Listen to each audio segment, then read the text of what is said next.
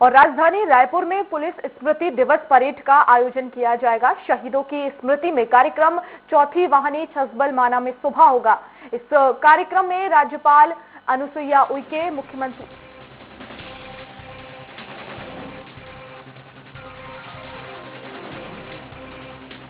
तो मध्य प्रदेश में लोकसभा की 1 सीट और विधानसभा की 3 सीटों पर उपचुनाव की तारीखों के ऐलान के बाद चुनावी बिसात बिछ चुकी है और दोनों की पार्टियां लगातार दौरे कर जनता को साधने की कोशिश कर रही हैं। इसी कड़ी में आज बीजेपी प्रदेश अध्यक्ष वीडी शर्मा चुनावी दौरे पर रैगांव पहुंचेंगे। वे रैगांव विधानसभा में जनसंपर्क करने के साथ नुक्कड़ सभाओं को भी संबोधित करेंगे। इसके बाद बीजेपी प्रदेश अध्यक्ष कार्यकर्ताओं से भी मुलाकात करेंगे। तो केंद्रीय कृषि मंत्री नरेंद्र सिंह तोमर 2 दिवसीय सतना दौरे पर आ रहे हैं। केंद्रीय कृषि मंत्री तोमर 22 और 23 अक्टूबर को रैगांव में पार्टी प्रत्याशी के समर्थन में प्रचार करेंगे और 22 अक्टूबर को दोपहर 12 बजे बीजेपी कार्यालय सतना में कार्यकर्ताओं के साथ बैठक में शामिल होंगे। दोपहर 2 बजे कोठी में आयोजित किसान सम्मेलन एवं अन्य कार्यक्रम में हिस्सा लेंगे। तो वहीं 23 अक्टूबर को दोपहर 12 बजे कटफोन में किसान सम्मेलन, दोपहर 2 बजे सिंहपुर में किसान सम्मेलन को संबोधित करेंगे। और इस खबर पर ज्यादा जानकारी के लिए संवाददाता अतुल शर्मा हमारे साथ लाइव जुड़ गए। अतुल, क्या कुछ आज होने वाला है विशेष? बिल्कुल, आज जिस तरीके से हम देख रहे हैं कि वर्षा की मतदान का दिन का काउंटडाउन शुरू हो चुका है और तमाम राजनीतिक दलों ने अपनी पूरी ताकत लगाई हुई है।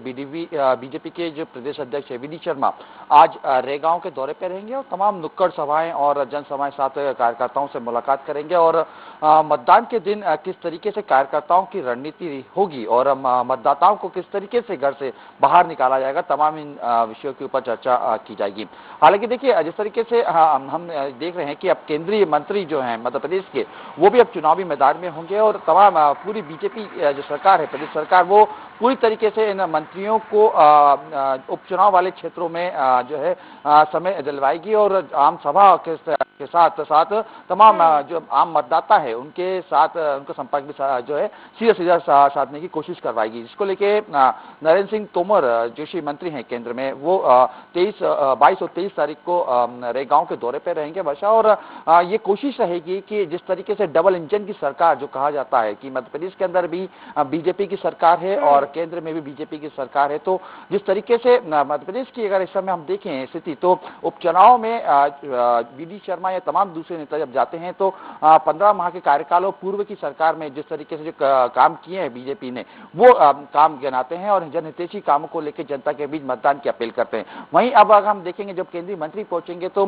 केंद्र सरकार द्वारा जो जनहितैषी काम है और तमाम ये कोशिश की जाएगी नरेंद्र मोदी के जो बड़े बड़े फैसले लिए गए हैं वो जनता के बीच में एक बार फिर से उनको याद दिलवाया जाए और इसी के लिए उनसे मतदान की अपील की जाएगी।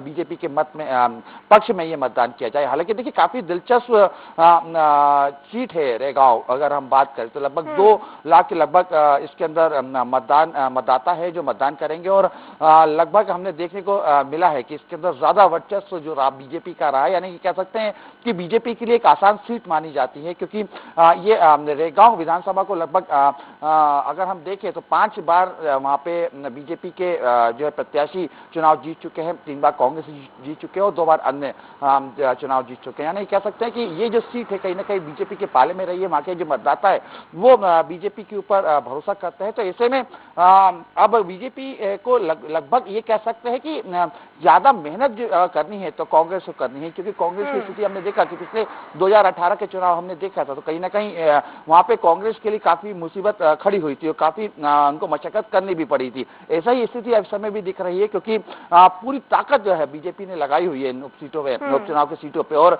ये कोशिश किया जा रहा है कि ज्यादा से ज्यादा लोगों के बीच में पहुंचाया जाए। जैसे जिस तरीके से हम देख रहे हैं कि आज संघ जो आज स्थापना दिवस भी मनाने जा रही है और ये स्थापना दिवस के मौके पर ये कमल और दीपक की रंगोली इन तमाम बूथों के ऊपर बनाई जाएगी। बिल्कुल अतुल, इस रैगांव सीट की बात की जाए तो ये परंपरागत सीट है और बीजेपी का वर्चस्व भी यहाँ पर दिखाई देता है। लेकिन आज के समय में अगर बात की जाए तो आज उल्टा समय आ चुका है। या हम कहें क्योंकि कोरोना काल है, महंगाई है, तमाम ऐसे मुद्दे हैं जिसको लेकर जनता के मन में रोष है। तो ऐसे में क्या माना जाए, ये जो महंगाई है पूरे देश प्रदेश में व्याप्त है, ऐसे में क्या इस सीट पर जो कि परंपरागत सीट है, यहां पर बीजेपी की राह आसान होगी?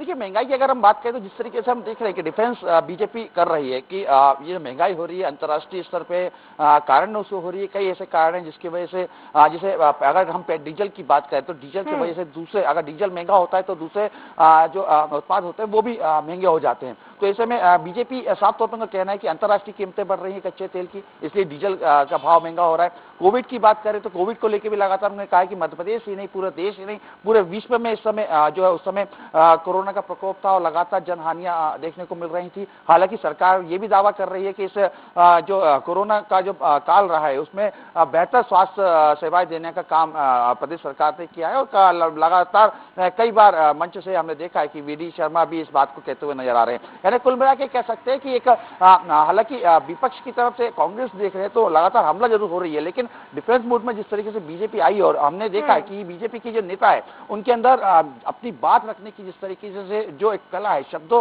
का जो इस्तेमाल करते हैं जनता के बीच में, वो कहीं ना कहीं लोगों को अपनी तरफ आकर्षित करते हैं और इसका परिणाम हमने लोकसभा चुनाव में भी देखा है, कई बार हमने विधानसभा चुनाव में भी देखा है। और इस समय जब उपचुनाव हो रहे तो कहीं ना कहीं जिस आक्रामक और डिफेंस दोनों का एक समीकरण के साथ जो शब्दों का इस्तेमाल बीजेपी के जो नेता कर रहे हैं वो कहीं ना कहीं अपने आप में एक अलग ही मैसेज जा रहा है। देखा जाए तो ये पूरे ही मामले में उपचुनाव में बीजेपी की आक्रामक शैली में नजर आ रही है, क्योंकि हमने देखा है कि जब संबोधन के दौरान भी सीएम शिवराज सिंह चौहान की तरफ से कई आरोप लगाए गए हैं, सरकार ने वादे नहीं किए, जो दावे किए थे वो भी झूठे हैं, तो ऐसे में सरकार को गिरा दिया गया और सिंधिया की बदौलत मुझे गद्दी पर बिठाया गया। दूसरी तरफ कांग्रेस पूरी तरह से अनाथ हो चुकी है, मध्य प्रदेश में सिर्फ कमलनाथ है। तो ऐसे में ये तमाम आरोप है, लेकिन अब आज देखना होगा कि किस तरह से बीजेपी अपना एजेंडा लेकर मैदान में उतरी है, ये देखने वाली बात होगी और क्या कुछ आज का संबोधन होगा ये भी अहम होगा। फिलहाल आप नजर बनाए रखिए। बहुत शुक्रिया तमाम जानकारी के लिए।